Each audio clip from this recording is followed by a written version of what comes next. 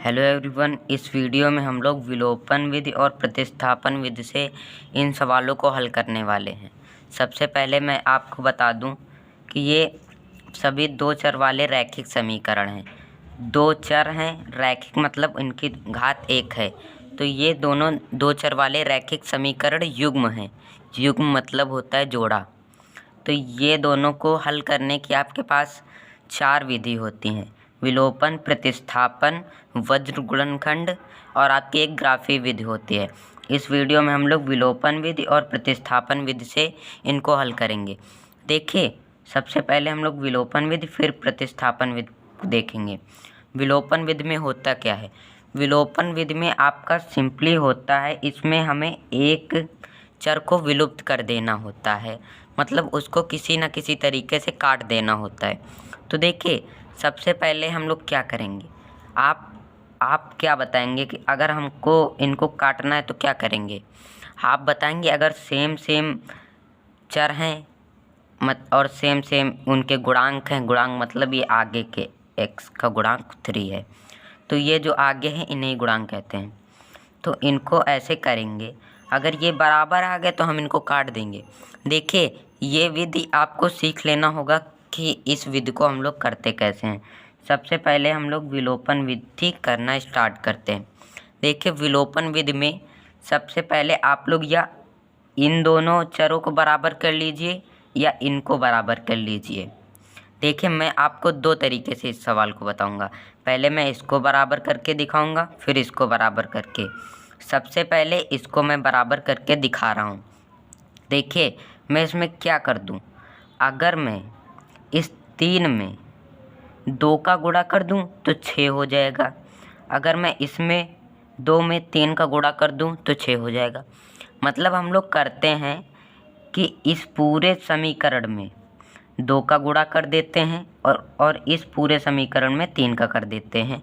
इसको करने का यही मेथड होता है। तो देखिए, हम सबसे पहले इनको कुछ हम इन्हें समीकरण मान लेते हैं, क्योंकि ये समीकरण है। तो ये हमारा समीकरण पहला हो गया, ये हमारा दूसरा हो गया। ओके, इतना हमने कर लिया। अब देखिए हम लोग क्या करेंगे, हम लोग लिखेंगे समीकरण में 2 का गुणा करने पर व समीकरण एक में 2 का और 2 में 3 का गुणा करने पर ये लिखेंगे। तो देखिए, हम लोग इसको लिख लेते हैं कि गुणा करने पर लिखेंगे हम लोग। देखिए, जैसे लिख रहे हैं वैसे ही लिखना है। आपको लिखना है समीकरण, मैं शॉर्ट में लिख रहा हूँ, समीकरण 1 में 2 व समीकरण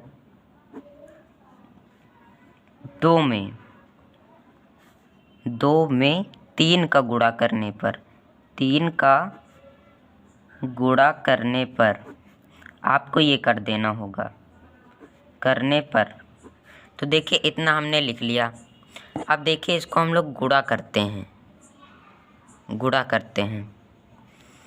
अब देखिए, पहले हम लोग इसे ऐसे ही लिख लेंगे और फिर गुणा का चिन्ह हम लोग कहाँ लगाएंगे ये आपको देखना है।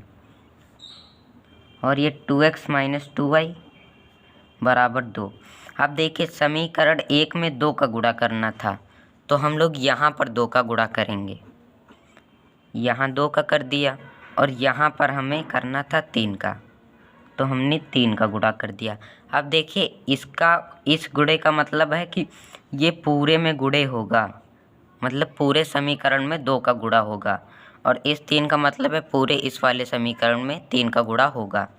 तो हम लोग कर लेते हैं। देखिए, 2 का गुणा हम लोग अगर इसमें करेंगे 3x में तो होगा क्या? देखिए, ये 3 है संख्या, ये भी संख्या, तो संख्या का संख्या में करेंगे तो 2 तिहाई 6, तो हमारा 6x हो जाएगा। प्लस लगाएंगे और 2 का गुणा 4y में करेंगे तो 8y, क्योंकि 4 दूना 8y, क्योंकि y है तो इसीलिए y आ जाएगा। बराबर में 10 दूनी 20 हो जाएगा। और अब क्या करेंगे, 3 का गुणा 2x में, 3 दूनी 6x, माइनस चिन्ह लगाएंगे, 3 दूनी 6y, और बराबर में 3 दूनी 6, तो ये इतना हो जाएगा। अब देखिए, अब हमको ये करके माइनस का चिन्ह लगा देना है। अब क्योंकि यहाँ प्लस है तो हमें इनके चिन्ह बदल देना है। हम लोग कर क्या रहे हैं, इस पहले से पहले को घटा रहे हैं। मैं आपको किसी दूसरे में करके दिखा रहा हूँ। देखिए हमने इसे किया कैसे है। सबसे पहले हमने इस वाले समीकरण से इसको घटाया, 6x + 8y = 20। हमने इस समीकरण से ये घटाया, तो हम लोग इसे लिखते कैसे हैं, 6x + 8y, और घटाए हैं तो इसको पहले घटाना पड़ेगा इससे। तो हम लिखेंगे माइनस का चिन्ह लगा के प्लस का 6y और माइनस का 6y। मैं आपको रीज़न बता रहा हूँ क्यों हम लोग चिन्ह बदल रहे हैं।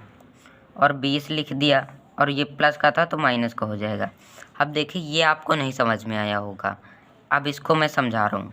देखिए जब कभी हम लोग समीकरण से समीकरण को घटाते हैं तो हमने जिस समीकरण से इसको घटाया है उसके बाईं तरफ जो होता है उसको इस दूसरे समीकरण के बाईं तरफ से ही घटाते हैं।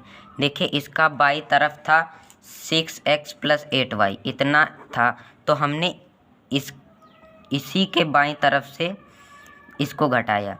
पहले इतना लिखा, फिर यहाँ से ही माइनस लगा के इतना ये पक्ष लिख दिया, और फिर बराबर लगाया। फिर पहले 20 लिख दिया क्योंकि इससे इसको घटाना था, तो 20 लिखा, फिर माइनस का 6 लिख दिया क्योंकि घटा रहे थे। तो इसके पीछे का रीज़न यही है। देखिए इसका गुणा इसमें कराएंगे तो माइनस का 6y हो जाएगा, और ये प्लस का 6y। देखिए यहाँ जो पहले प्लस का 6y था, माइनस का 6y हो गया, माइनस का 6y चिन्ह बदला, और यहाँ जो माइनस का था वो प्लस का 6y हो गया, और ये प्लस का था तो ये माइनस का 6 हो गया। देखिए इसीलिए हम लोग बदल रहे हैं। ये माइनस का 6y यहाँ प्लस था तो माइनस कर दिया, और ये माइनस था तो यहाँ हम लोग प्लस कर देंगे, और यहाँ प्लस है तो माइनस। इसके पीछे का रीज़न यही है कि हम लोग यहाँ क्यों चिन्ह बदलते हैं। तो इतना आप लोग समझ गए होंगे। ये हमारा प्लस चिन्ह हो गया था, ये माइनस। अब देखिए ये चीज़ जो लिखी है ऐसे 6x / 6x माइनस, इसका मतलब होता है 6x - 6x। तो कितना आएगा, x अगर आप इसको नहीं घटा पाते तो इसको ऐसे घटाया जाता है। x को आप कुछ अपने आप से एज्यूम कर लीजिए, एक आम है, 6 आम से 6 आम घटाएंगे तो कितना बचेगा, 0 आम, और 0 आम का मतलब 0 ही होता है। तो सिंपली यही 6x - 6y, तो इसका आंसर 0 आएगा सिंपली। तो इसको हम लोग ऐसे कट कर देते हैं, 0 ना लिख के कट कर देते हैं, आप 0 भी लिख सकते हैं। और देखिए यहाँ प्लस है, यहाँ प्लस है। अब हमें इस चिन्ह से कोई मतलब नहीं है, इसका कोई अर्थ अब नहीं है। प्लस का 8y प्लस का 6y, 8 आम में 6 आम घटाएंगे तो कितना बचेगा, कितना आएगा, 14 आम। आप 14 नहीं बताएंगे क्योंकि आम में आम जोड़ेंगे तभी तो आम आएगा। अब देखिए 20 से हमें 6 घटाना है तो 14 हो जाएगा। अब देखिए y बराबर हमारा आ गया 14/14। अब इसे कट कर देंगे, एक बार में कट हो जाएगा, तो y बराबर हमारा 1 आ जाएगा इसका आंसर। देखिए ये क्वेश्चन आप लोग अगर 2 से 3 बार ट्राई कर लेंगे तो आपको पक्का ये क्वेश्चन आने लगेगा। क्यों आने लगेगा, क्योंकि मैंने इतने बारीकी से बताया है।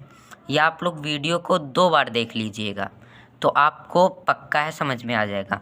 अब देखिए जो ये y का मान आया है, अब देखिए इस y का मान हम लोग किसी भी समीकरण में रख देंगे, पहले में रख देंगे या 2 में, आप जिसमें रखना चाहते हो उसमें रख सकते हैं। मैं 2 में रख रहा हूँ, या आप पहले में रख सकते हैं। मैं पहले में ही रख के दिखा देता हूँ। और लिखेंगे कैसे, हम लोग लिखेंगे समीकरण नहीं, y का मान समीकरण 1 में रखने पर ये आपको लिख के ही करना पड़ेगा ये सब। तो देखिए पहले ये समीकरण है, इसको हमें उतार लेना होगा। तो पहला समीकरण है 3x + 4y = 10, इतना है। अब देखिए इसमें हमें y का मान रखना है। y का मान हमारा है 1, तो हमें इसमें y की जगह पर 1 रख देना है।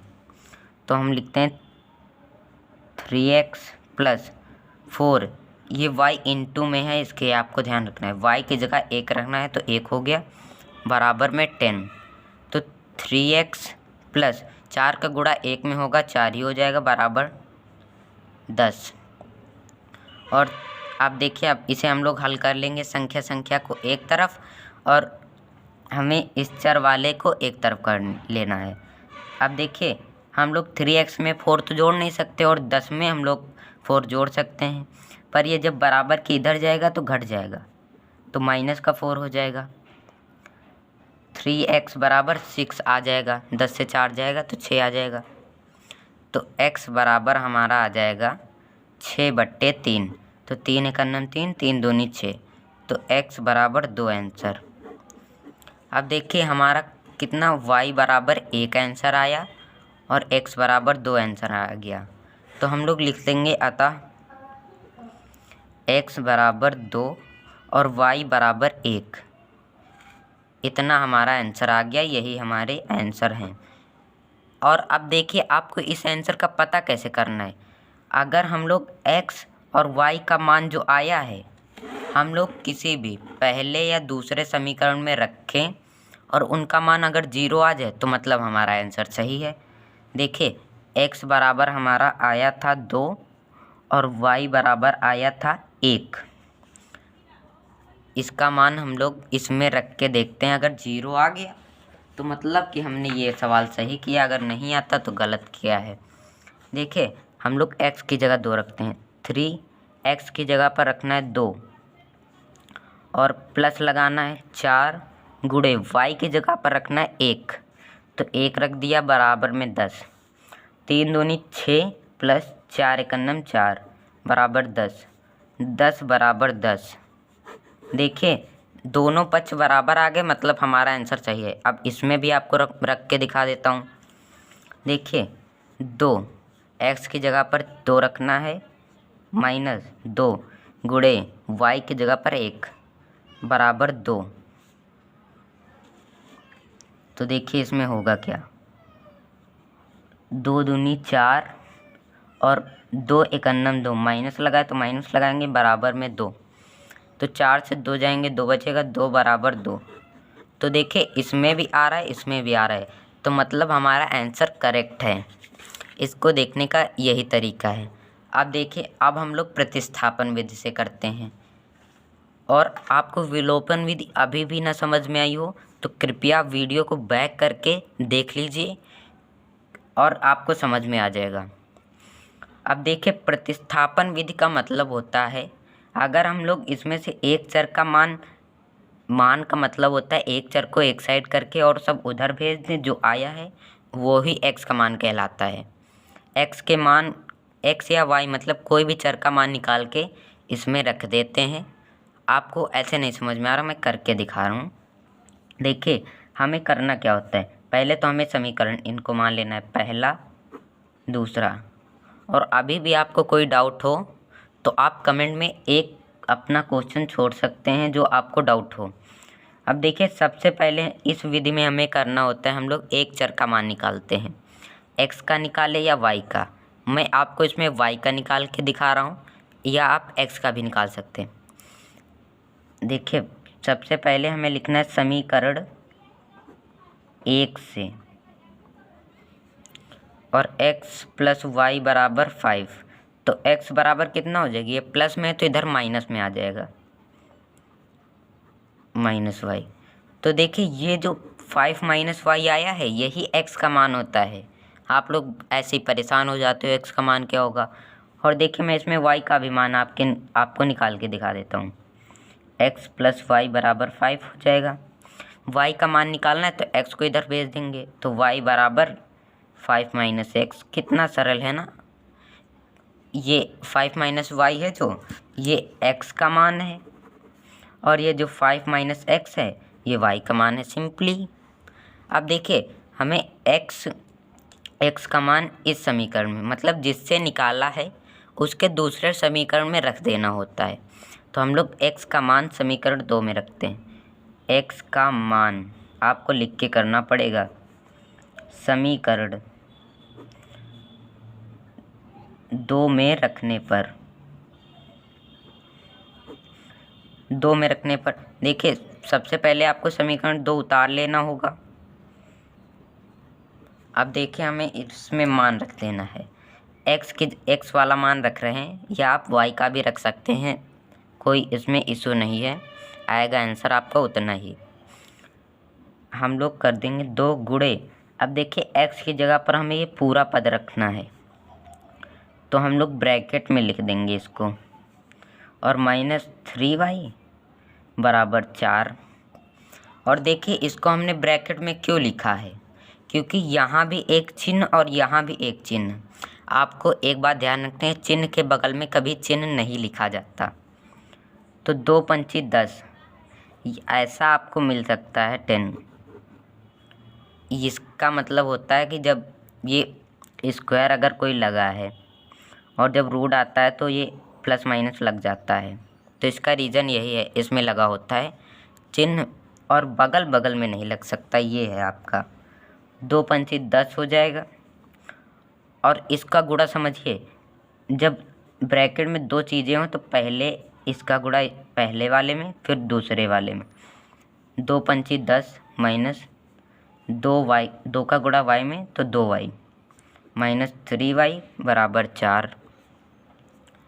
इतना कर लिया। अब देखिए आपको इसको हल करना है। आप इसको मानिए आम मान लीजिए। मैं आपको आम क्यों मनवाता हूँ, क्योंकि देखिए ऐसे आपको ज़्यादा समझ में आता है। अगर कोई कमज़ोर बच्चा है वो नहीं समझ पाएगा जब एकदम से देखेगा, तो इसीलिए देखिए यहाँ 2 आम है, यहाँ 2 आम है, और आपको ये कैसे जोड़ा जाता है। देखिए माइनस माइनस होता है प्लस, आप मेरी बात पर ध्यान रखिए, माइनस माइनस होता है प्लस, मतलब हमें जोड़ना है। 2y और 3y होता है 5y, और चिन्ह हमें बड़ी संख्या का माइनस, ये 3y बड़ी संख्या तो माइनस का चिन्ह लगा देंगे बराबर में 4। अब देखिए ये माइनस का चिन्ह है, इसे हमें प्लस बनाने के लिए क्या होता है, तो हम इसको अगर इधर ले जाएं तो ये माइनस का है तो प्लस में हो जाएगा। 10 बराबर 4 + 5y। अब देखिए 4 को हम लोग इधर ले आएंगे, क्योंकि संख्या संख्या से ही घटेगी, तो 10 से 4 जाएगा, ये इधर आएगा तो 10 - 4 बराबर 5y। 10 से 4 जाएगा, हमारा बचेगा 6 बराबर 5y। तो y बराबर हमारा क्या आ जाएगा, y बराबर 6/5, मतलब कि y बराबर 6/5। तो देखिए y बराबर हमारा 6/5 आया। अब देखिए हम लोग y का मान हमने दूसरे समीकरण में रखा था, तो अब हम लोग y का मान पहले समीकरण में रखेंगे। अब देखिए लिखना कैसे पड़ेगा, y का मान समीकरण 1 में रखने पर तो हम लोग पहले ये समीकरण उतार लेंगे। अब देखिए y का मान है 6/5, तो x लिखेंगे प्लस में y की जगह पर 6/5 बराबर 5। तो x बराबर कितना हो जाएगा, ये प्लस का है तो इधर माइनस में 5 - 6/5, तो x बराबर हो जाएगा। इसको अगर करना है तो देखिए इसके नीचे 1 मान लेंगे, इनका लासा ले लेंगे, इनका लासा आएगा 5। और देखिए अब 1 का पहाड़ा 5 बार पढ़ेंगे, 5 बार में जाएगा, इसीलिए इसमें 5 का गुणा कर देंगे 25, और माइनस का ये 5 का पहाड़ा 5 बार 1 ही आएगा, तो 6 में 1 कर देंगे, तो x बराबर हमारा आएगा 19/5।